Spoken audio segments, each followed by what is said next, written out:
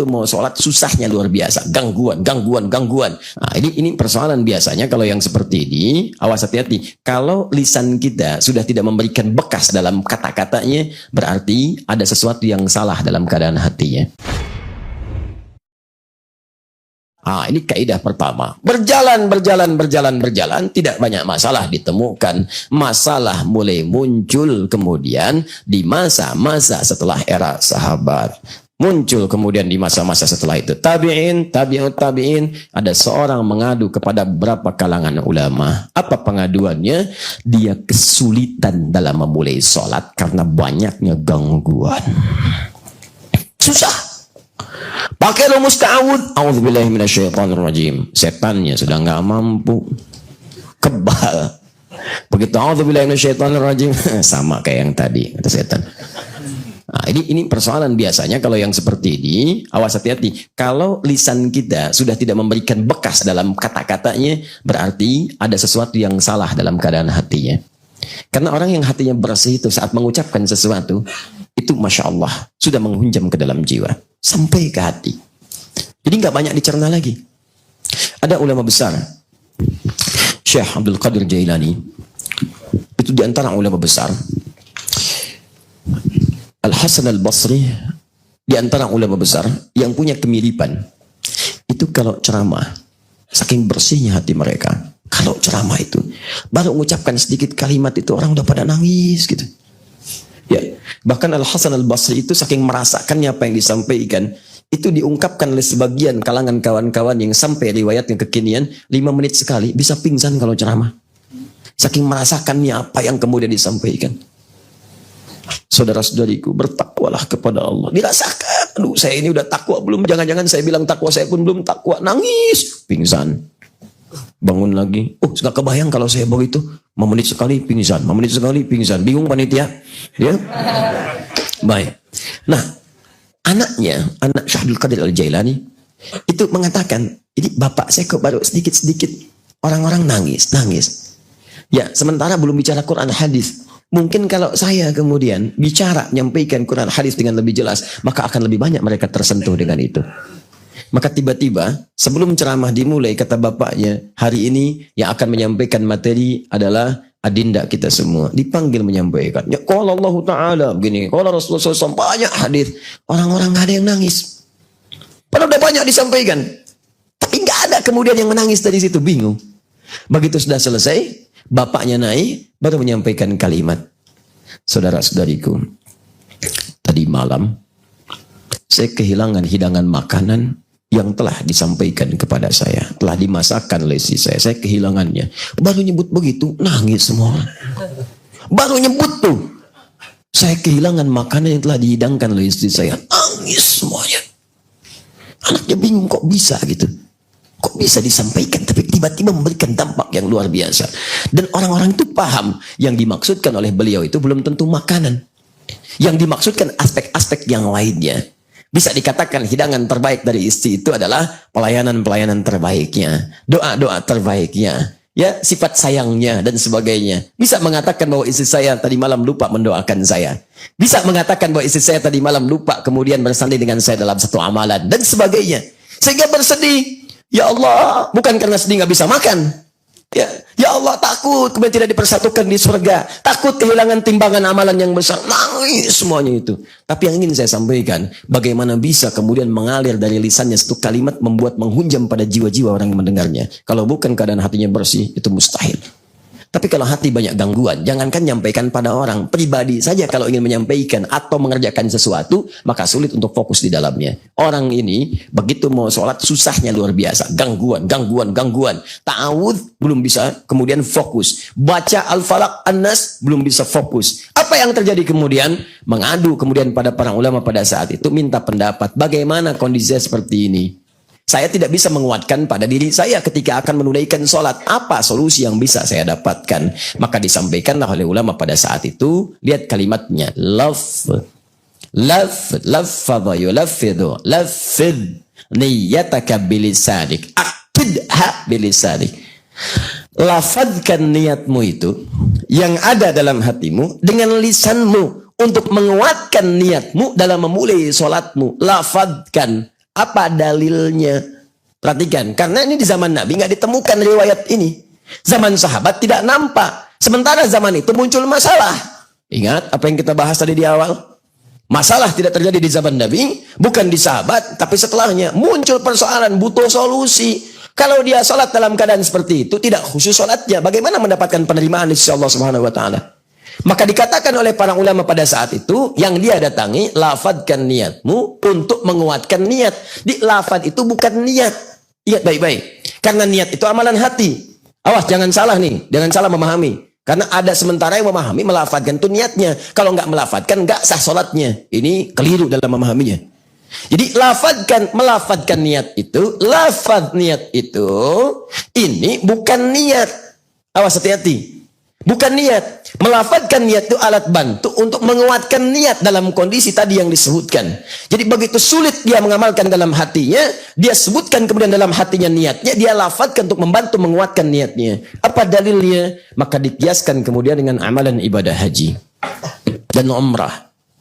Bukankah saat itu niat jadi lafadkan? Awas, ini yang pertama penting dipahami, karena ada orang mengatakan langsung secara mutlak niat itu amalan hati, bukan amalan lisan. Betul sampai situ. Tapi diteruskan, apakah boleh itu kalau kemudian dilafadkan? Jangan katakan dulu tidak boleh, karena ada amalan lain yang juga saat dikerjakan, niatnya dilafadkan untuk menguatkan niatnya. Bukan pada lafadnya, tapi pada kekuatan lafad untuk menguatkan niatnya. Contohnya apa? Ibadah haji dan umrah. Begitu Anda akan memulai dalam miqatnya, bukankah Anda mengatakan labbaika Allahumma hajjan? Bukankah Anda mengatakan labbaika Allahumma umratan? Bukankah Anda mengatakan nawaitul hajja lillahi ta'ala? Nawaitul umrata lillahi ta'ala? Pertanyaan saya, ketika Anda melafadkan itu apa namanya? Bukan, itu talaffuz bin niat. Kalimat yang diungkapkan untuk menguatkan kepada niat. Dan Nabi mencontohkan itu. Begitu dicontohkan oleh Nabi. Kenapa kemudian dikuatkan niat haji dan umrah dengan melafadkannya? Karena haji dan umrah itu diantara amalan yang butuh motivasi kuat untuk mewujudkannya. Karena tantangannya nggak mudah. Jangankan sudah ada di sana mau berangkat aja masih belum yakin. Ini saya bisa nggak ya? Bisa nggak ya? Nyampe sana masih ragu-ragu. Itu amalan bukan cuma amalan uang. Itu berkumpul amalan fisik dengan harta. Mesti ada harta dulu, nyampe sana fisiknya kuat. Karena itu dikuatkan pada jiwa, katakan. Sehingga secara psikologis itu kita yang punya teorinya. Sesuatu yang ditanamkan ke dalam jiwa dengan kuat, itu memberikan kekuatan lebih dalam dibandingkan dengan didiamkan. Sekarang orang Jepang yang pakai, kamu bisa, kamu kuat, kamu pasti bisa melewatinya, kamu sanggup. Nah, itu kita yang punya teorinya. Katakan, kamu bisa, kamu dalam haji kuat, niatkan karena Allah, ikhlas, jaga. Dan dijaga nawaitu lillah karena Allah. Karena banyak orang haji itu ketika dipraktekkan bergeser dari niat utamanya. Dia kerjakan bukan karena Allah, karena yang lain. Bukankah sering saya katakan sekarang saja orang tawaf saja udah bukan karena Allah, karena pengen dilihat orang, ria.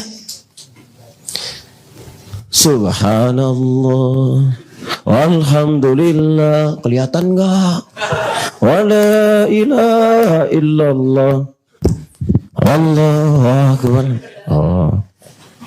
Udah selfie, sa'inya sudah keliru. Betapa banyak sekarang orang sa'i bukan beribadah tapi balap lari. Masih ketinggalan, ayo nyusul.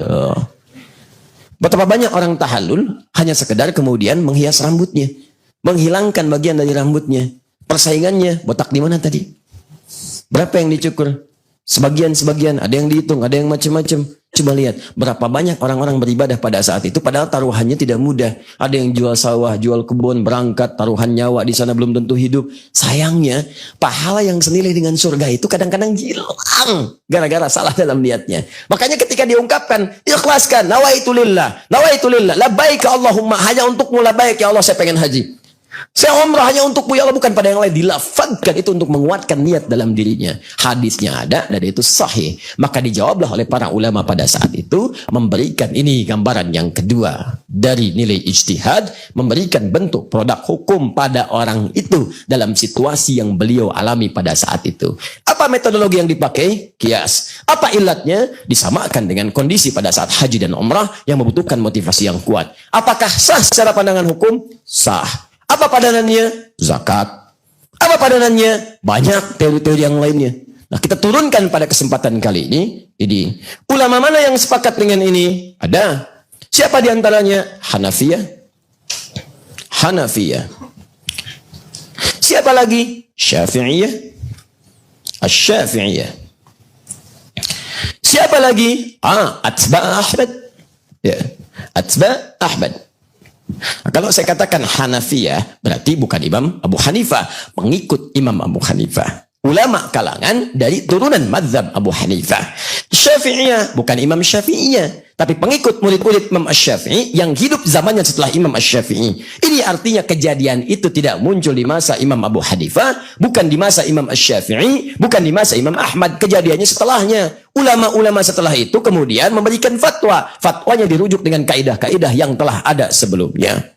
Jelas sampai sini? Halo? Paham? Nah, ini yang disampaikan. Jadi saya mau tanya begini, yang berpendapat niat itu dilafadzkan untuk menguatkan, saya tanya, ulama apa orang biasa? Ulama. Paham Quran tidak? Paham hadis tidak? Ngerti hukum tidak? Terus Anda menyebut mereka bid'ah? Terus Anda siapa? Ya kan? Baik, jadi saya ingin katakan jangan cepat dulu memvonis sesuatu sebelum kita paham dasarnya. Ini belum selesai, belum pada kesimpulan. Awas, hati-hati, belum pada kesimpulan. Teruskan dulu. Ketika ini kemudian disampaikan, apakah ada ulama lain yang kemudian sepakat? Ada. Satu didatangi, beberapa sepakat. Ada yang tidak sepakat? Ada. Siapa di antara yang tidak sepakat? Satu, kalangan Malikiyah. Malikiyah.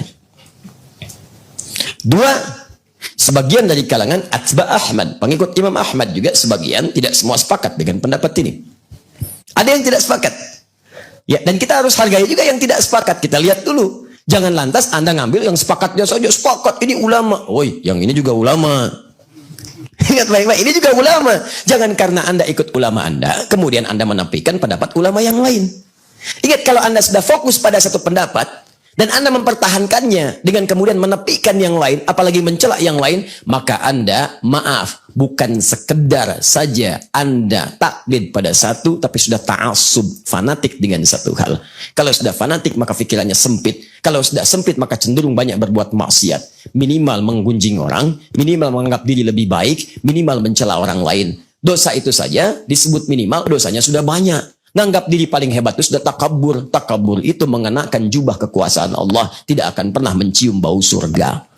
Itu yang disebut dalam Al-Quran, orang yang merasa benar tapi berjalan di jalan yang tersesat. Dia tersesat di jalan yang benar.